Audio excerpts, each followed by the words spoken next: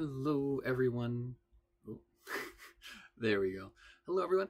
I am just getting ready for my conference presentation next week at Slate Summit. So I thought I would hop on live and run through my rehearsal. So I'm going to be talking about becoming a shark at the data table. And we do have some goals here for the session. A lot of the work that I'm doing and presenting here today is in support of scoring and modeling, but it's also usable to just build smarter exports. Because when you start thinking like a modeler and you're building these time-aware features, that allows you to start targeting your outreach. And you can start monitoring your momentum. Are students warming up, cooling off? How are the populations of your students performing and looking throughout the cycle? That just really allows you to package all the power that Slate actually has to offer to you. And you become not just a technical, but a transformational aspect of the student journey. As I move forward here. So the actual agenda for today is talking about flags and counting behavior, but also getting a deeper level of score bands, understanding distance from your institution, time-anchored behaviors. This could be between behaviors and decisions, but also streaks, like how many times were they logging in consecutive days, consecutive weeks, and then just some miscellaneous feature engineering that wasn't really categorizable. For notes, don't worry about taking notes. I have a suitcase that already has pre-built exports. It's available here at this QR code, but I also have a excerpt. It's 48 pages of my book, The Innovation Forge, that talks about feature engineering. There's also this PowerPoint and 2 video walkthroughs on how to build configurable joins, filters, and exports that we're going to talk about. The first thing we want to do is talk about behaviors with our Slate Wizard.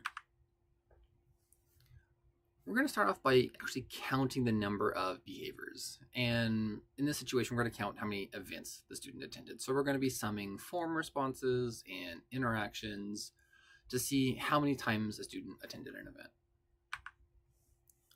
So when we're actually joining to our events and our interactions, we are going to need to restrict it to the specific templates, folders, the form types that are relevant to what you're pulling.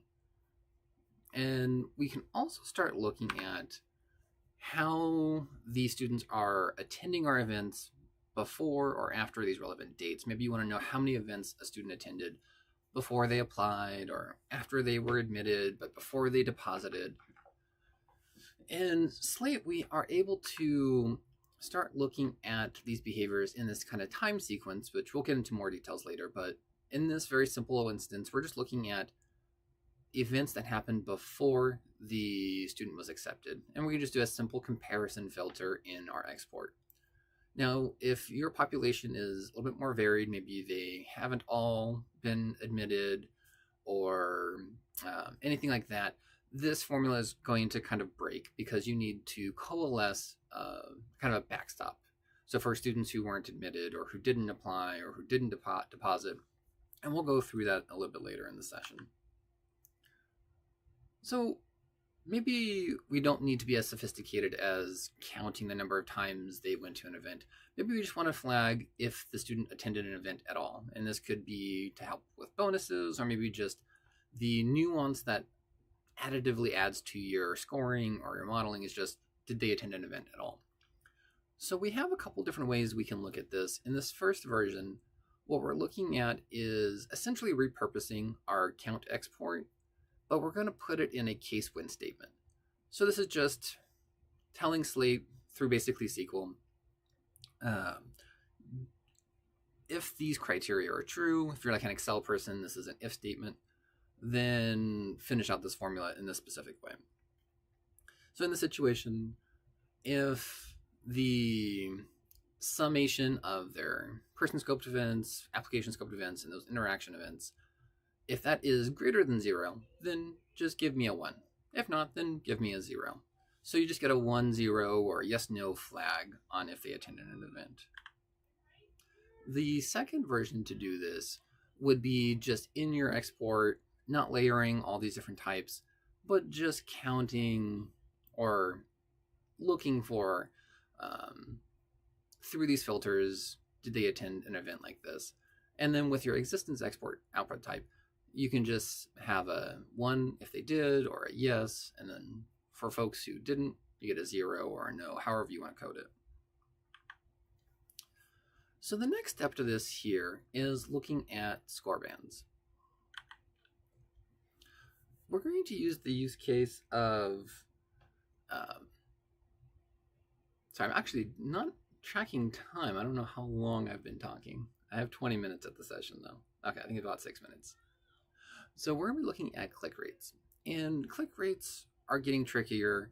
Maybe the student has an email that is automatically opening and clicking, emails that you're sending the student, or maybe there are groups, maybe anyone who has a click rate of 15% or less behaves similarly. They apply at a similar rate, they get admitted, or they deposit at a similar rate as someone who has a 50% open rate. So we're going to count and calculate the click rate, but then we're going to break it into bands of 3 different groups. We're going to apply a scoring rubric. So anybody who has a greater than 70% click rate gets 15 points, and they fall into that third bucket. And there's a bit of looking here. We'll progress this to our next slide to look at this a little bit more closely. So you can see we're bucketing the students, we're applying our scoring rubric, but we're also looking at students who had 100% click rate. And chances are that's probably just they have an email system that is automatically opening and clicking. So we're not actually giving them any points. We're just saying if you have 100% click rate, we're going to give you 0 points and treat you like you open no emails. And we can add additional nuance of like, oh, if the student's attending events, stuff like that. Maybe there is a little bit more nuance we can pull out and say like, oh, okay, we can trust this click rate maybe a little bit more, or weight it based on other behaviors. So this is pretty simple. And we're also going to layer some additional complexities to this formula to account for some other situations. And this is just some of the filters and exports that you'll be using to make sure that you're only counting emails that you're sending to the student, not ones that are being sent to you. The proper message statuses to count. So when you are building these kinds of formulas, you might run into some issues of maybe the student hasn't clicked on emails or hasn't been sent emails. So when you start trying to do your division, you're going to get an error. Or maybe the numbers you're working with are being kind of coded as a string or integer versus real, and all these different kind of complications that can happen when you're doing formulas. So in your actual formula of your export, you can layer in things like a cast, which is basically, again, SQL telling Slate, like, I don't care how you're storing this 85 or 0.85 or 85%. Cast this as a real data type. And because we have decimal points, we want a real data type rather than an integer. And we're just saying, like, however you're coding it, we don't care. Just this is a real data type. And then if we are having those mathematical errors, then we can do our null if statement as well, just to kind of, again, help with those situations where you might be dividing by 0. So we also want to start looking at distance as well with our Slate wildcard. So how far is your student from your institution? There is an export that you can kind of look at this, but maybe, again, you want to go that layer deeper. What if the student's school isn't tied to the Slate organization? Or what if they're international? Maybe you want to look at their permanent address. In this example here, I'm using some formulas. We can also use coalesces, which are in that suitcase at the end. And we're looking at the student's school address, which is coded as the organization address. So we join, maybe if it's from the application to the person to the school, rank 1, or however you're coding your schools, maybe by level or type. And then connecting that student's school from their the school data table to the organization record to pull that more source of record or source of truth address for that school. And maybe Slate's not tying that school to the organization because the student didn't pick from the drop down, or maybe it just doesn't exist. Whatever the issue is, We also then want to look at their permanent address. So we're writing some formulas here to look at, is the organization address in the United States, and does it exist all, basically. Then we can use that. But if the student went to an international school, maybe we want to look at international permanent address. And if that doesn't exist, we're just going to look at, treat them basically being an international student. And then we're going to, again, bucket those into, if they're very close to the school, they might behave similarly or have similar outcomes. So you're going to give them a value of 1 or 2 or 3. And you can use translation codes. You can write that into the formula itself. You have a lot of options here and a lot of flexibility with how Slate is going to handle this. If your regular decision students are going to behave differently than your earlier decision students based on distance, then you're probably going to want to write that in a formula rather than a translation code that's going to be used more broadly in Slate. So next we're going to talk about our time-anchored behaviors with our Slate architect. So if we were to look at behaviors that happen between days, so maybe you release decisions, the student gets admitted, or you release their transfer evaluation or financial aid award, is the student signing up for events or attending events? And realistically, registering for events is the relevant one here within, say, 7 days of that decision being released. So we're going to count how many events, and again, you could do this more as a flag, yes, no, 1, 0, or a count. But we want to know maybe if it's did I skip too far ahead? Maybe not. Okay. So we want to know essentially, is the student registering for events after those big moments that matter? Because if they didn't get as much money as they wanted, or they didn't get the units they wanted, maybe they're going to start backing off. So we want to look at how the student is behaving in those kind of time frames. And we can also look at just, maybe we want to know if the student is attending events leading up to the commit deadline. So in this situation here, we have basically counting the number of events the student is attending in the month of April after the 15th day.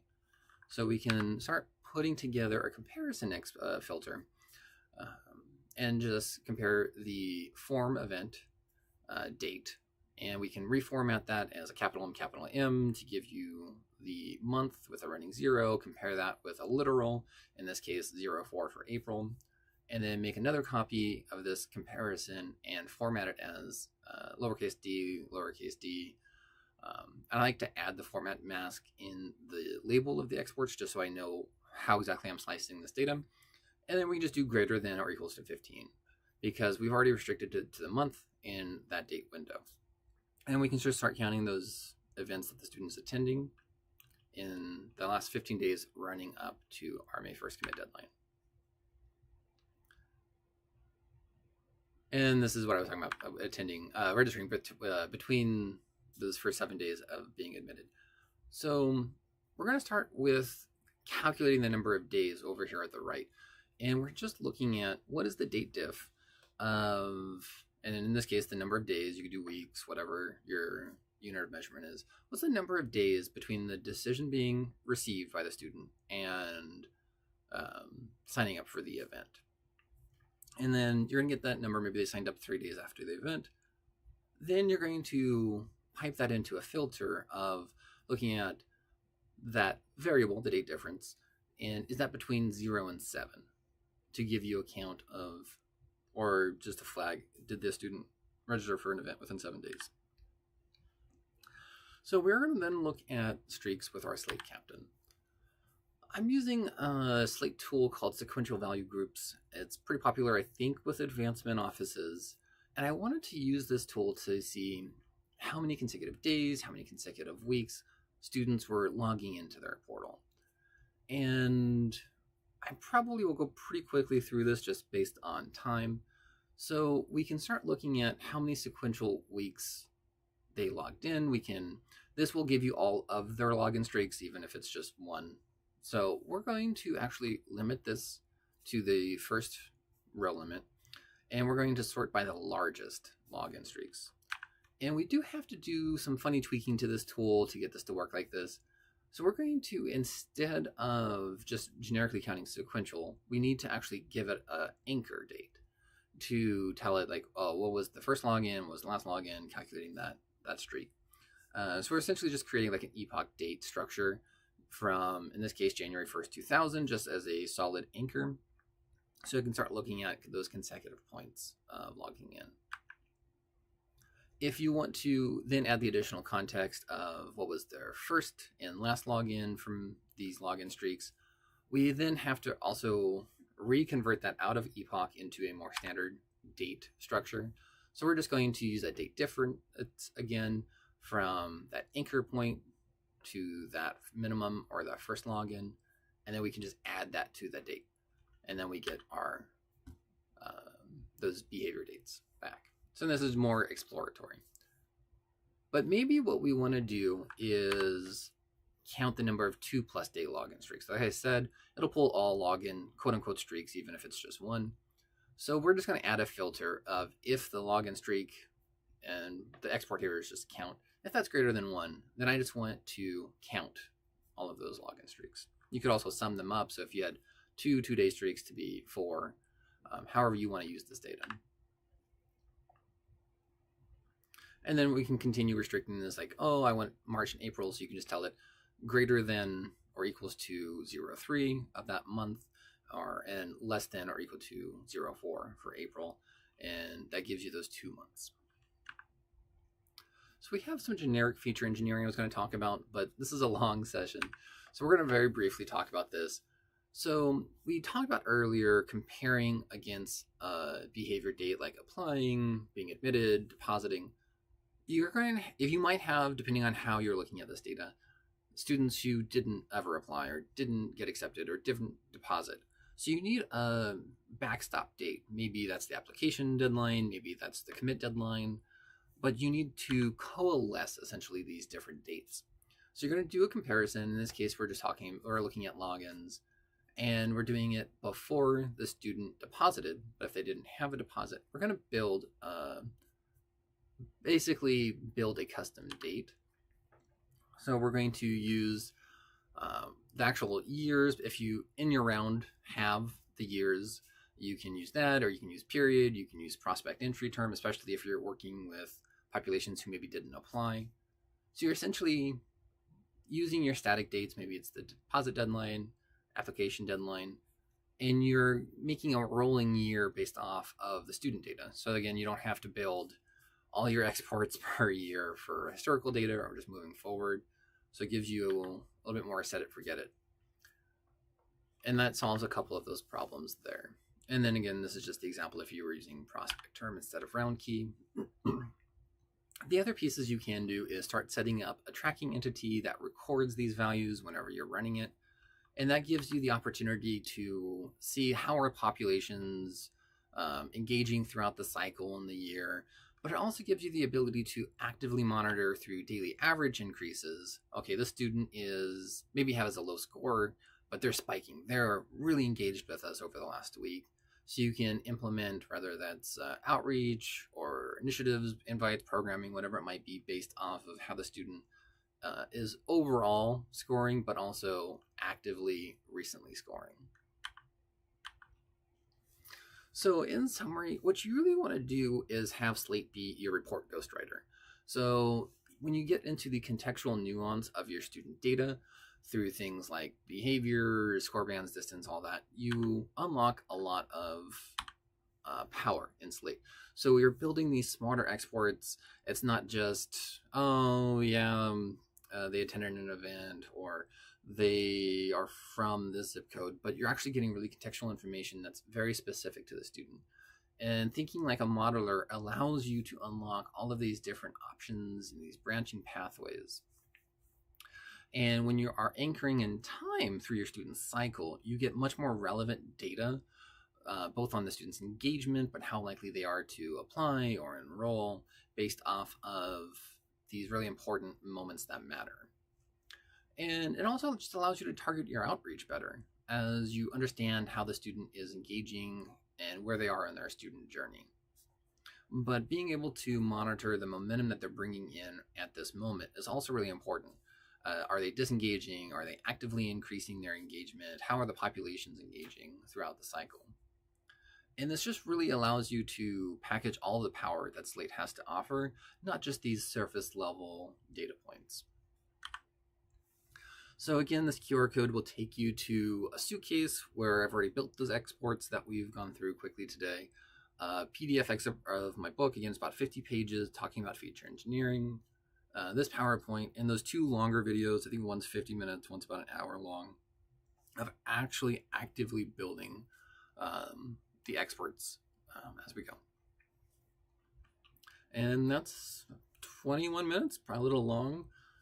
So I'll have to tighten that up a little bit for Slate Summit next week, but hopefully you all join me next week and stay up with the podcast. Thanks for joining me. I'll see everyone next week.